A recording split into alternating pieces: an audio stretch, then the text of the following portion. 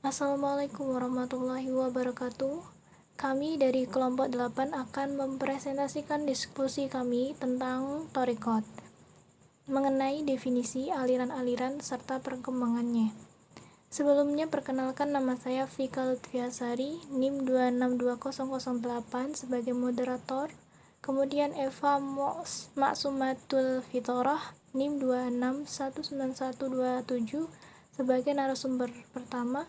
Yang kedua Lisatul Lia, yaitu NIM 26200087 sebagai narasumber kedua.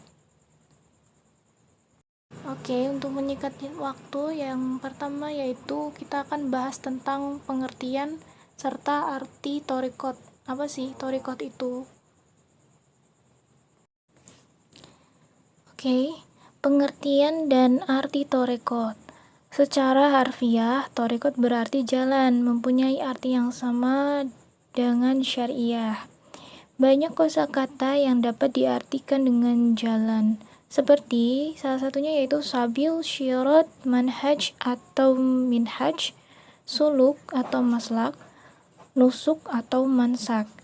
Nah, secara terminologi, pengertian dari thariqat dapat dilihat dari ungkapan Syamshar Hidovier yang mengartikannya sebagai suatu kelompok organisasi dalam lingkungan Islam tradisional yang melakukan amalan-amalan zikir tertentu serta menyampaikan sumpah dan formulanya yang telah ditentukan oleh pimpinan organisasi thariqat tersebut.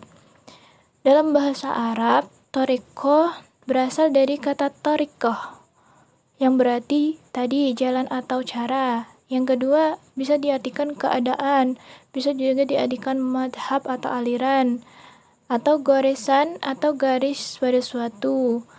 Yang kelima, bisa diartikan tiang tempat berteduh, tongkat kayu, dan yang terkenal dari suatu kaum tersebut.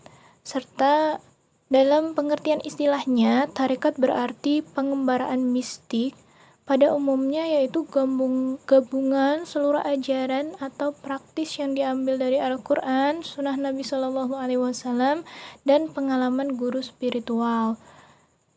Yang kedua, persaudaraan sufi yang biasanya dinamai sesuai dengan nama pendirinya tersebut. Oke, selanjutnya yaitu latar belakang munculnya macam-macam thariqat. Aliran thariqat pada abad ke-6 atau 12 dapat ditemukan di dua daerah, yaitu Khorasan atau Irian yang selalu berhubungan dengan Bayazid, yakni Abu Yazid al-Bustami, dan Mesopotamia atau Irak yang selalu bertalian dengan Al-Junaid al-Baghdadi. Di Khorasan muncul thariqat Yasafiyah yang didirikan oleh Ahmad al-Yasafi. Kemudian thariqat Hawajakaniyah yang didirikan oleh Abdu al-Khalid Gujdawani. Keduanya menganut aliran Bayazid. Dari thariqat Yasafiyah muncul thariqat Bektasiyah yang didirikan oleh Muhammad atau Ibnu Ibrahim Haji Bektas. Dari thariqat Hawajakaniyah muncul thariqat Naksabandiyah yang didirikan oleh Muhammad Baha Aladdin al-Naksabandi di Turkistan. Ada thariqat yang cukup terkenal, yaitu thariqat Khalwatiyah yang didirikan oleh Umar al-Khalwati, berkembang di Syria, Hijaz, dan Yaman. Di Turki, thariqat ini didirikan oleh Amir Sultan, sedangkan di Mesir, thariqat ini dikembangkan oleh Ibrahim Gulsaini. Dari thariqat ini muncul thariqat Samaniyah yang didirikan oleh Muhammad ibnu Abdul al-Karim al-Samani, dikenal dengan thariqat Hafniyah. Selain thariqat ini, masih ada thariqat Safawiyah yang didirikan oleh Syafi al-Din al-Ardabil, dan thariqat Bairamiyah yang didirikan oleh Haji Bairam. Di Mesopotamia atau Irak, yang paham thariqatnya dinisabkan kepada Abu al-Qasim al-Junaidi al-Baghdadi, melahirkan bermacam thariqat dari berbagai silsilah. Tetapi, tarekat yang terkenal adalah tarekat Kubrawiyah yang didirikan oleh Abu Hafs al-Suhrawardi. Ada tarekat yang tidak masuk rumpun Bayazid. Di Mesopotamia pun muncul juga tarekat yang tidak dinisabkan kepada Al-Junaid, yaitu tarekat Qadiriyah yang didirikan oleh Muhyi al-Din Abdul Qadir al-Jailani, tarekat Syaziliyah yang dinisabkan kepada Nur al-Din Ahmad al-Syazili, dan tarekat Rifaiyah yang didirikan oleh Ahmad ibnu Ali al-Rifai. Yang ketiga, ritual-ritual dalam tarekat. Yang pertama, tarekat Naqsabandiyah.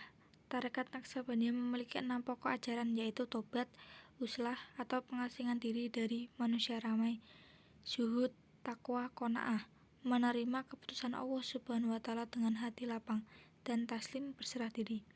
Yang kedua, tarekat Qadariyah. Tarekat ini mementingkan kasih sayang terhadap semua makhluk, rendah hati, dan menjauhi fanatisme dalam keagamaan maupun politik. Keistimewaan tarekatnya ialah zikir dengan menyebut nama Tuhan. Ada anggapan membaca manaqib Syekh Abdul Qadir al-Jailani pada tanggal 10 malam tiap bulan bisa melepaskan kemiskinan. Yang ketiga, tarekat Rifsiyah. Tarekat ini agak fanatik dan anggotanya dapat melakukan hal-hal yang ajaib, misalnya makan pecahan kaca, berjalan di atas api, dan sebagainya. Rifaiyah, yang memang merinci tarekatnya dengan rebana. Yang keempat, tarekat Syatariyah. Awalnya tarekat ini lebih dikenal di Iran dan Asia Tengah dengan nama Insyikiyah, sedangkan di wilayah Turki Utsmani tarekat ini disebut Bistamiyah. Kedua nama ini diturunkan dari nama Abu Yazid al-Iski yang dianggap sebagai tokoh utamanya.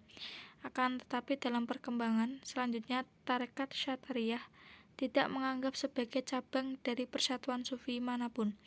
Tarekat ini dianggap sebagai suatu tarekat tersendiri yang memiliki karakteristik tersendiri dalam keyakinan dan praktek.